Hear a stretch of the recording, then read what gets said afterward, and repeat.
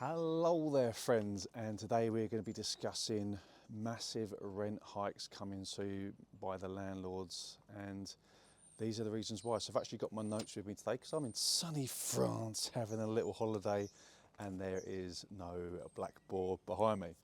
So landlords is going to be taking the rents up, and we're actually at all times high right now.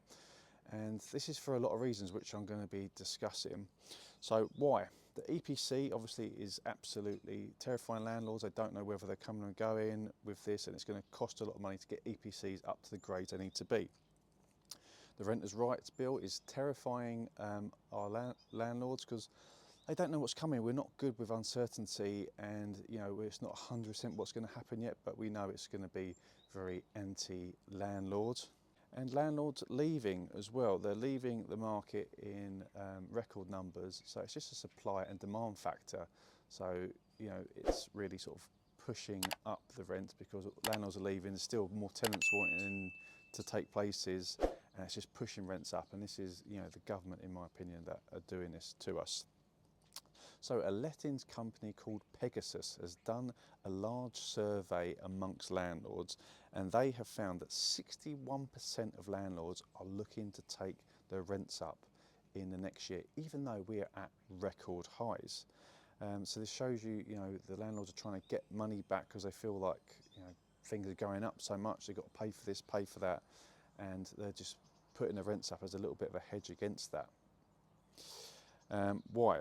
The renters' rights bill will have extra costs, and which we know is coming, and also the abolition of Section 21. We always could get our tenants out, and by using Section 21, and maybe we would lose a few months' rent. But now, if tenants are clever, they might be staying in there for a year before you get them out. And that's going to be a massive hit, and landlords are sort of waiting for this to come in, and they're putting their rents up as a little bit of a protection really against this. And I just think it's a very bad idea actually getting rid of Section 21. It works perfectly well. It's very fair for both parties, and yeah, it's just, once again, it's putting everything in the renters sort of for them, and for the landlords it's just like sod you. I don't understand. If it's not broken, why try and fix it?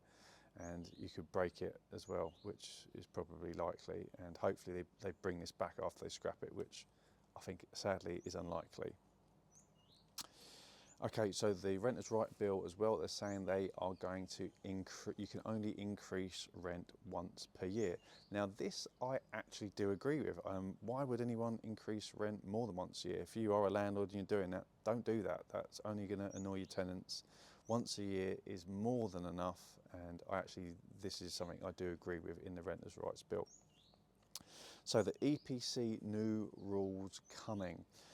So by 2028, all new tenancies must have an EPC of a level C.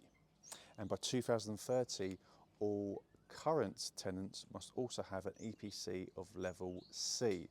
Now, some properties are just not going to make EPC level C, but the government want you to show that you've spent a minimum of £15,000 to do your best effort to get it up to a level C.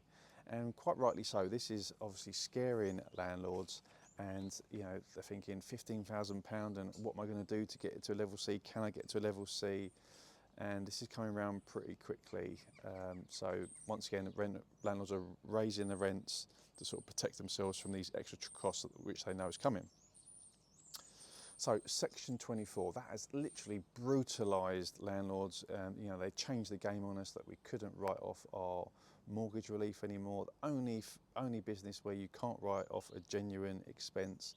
Absolutely crazy to me. I really hope that this leaves one day. All the parties are saying they would obviously not do anything about that. The only one actually is doing that is Reform. And I would imagine that would be quite an unpopular policy because there isn't many landlords and there's a crazy amount of renters in comparison. So landlords have just been a real easy hit. But that one is pushing up rents because we can't offset that mortgage relief now. So you're trying to get your money back somehow. This isn't a charity. You are looking to make a little bit of profit. So once again, government policy just actually stitching up renters. The government's fault that in my opinion, that rents are going up the way they are. But just because of all the things I've just spoken about, landlords are going, oh my God, I'm either going to leave the market, which then, you know, we have less supply, so it's taking up the rents. And if they do stay in, they think, well, I need to take the rents up because I've got to pay for this. I can't set off my mortgage anymore. And it's sort of, yeah, it's making it very, very harder. But ironically, it actually affects renters the worst because, you know, rents have never been so high. And I think they're going to only go one way, which is up.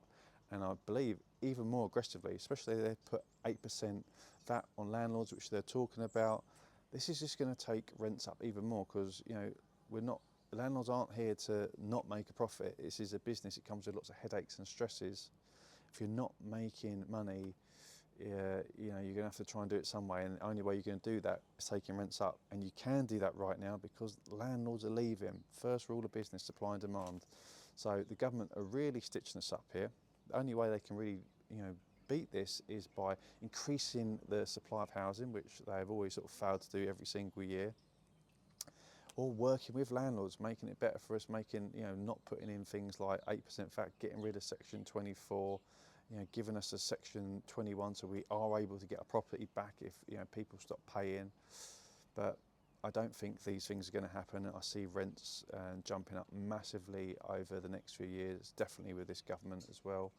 So this is my thoughts on it. It's bad news for renters and bad news for landlords. It's just everyone's losing all the way around, really. So yeah, not so good, but you know, where there's a will, there's a way. And if you're buying the right stuff, you can still make money. But yeah, government, sort your stuff out. Please like, subscribe and comment, and we'll see you next week. Thanks for watching.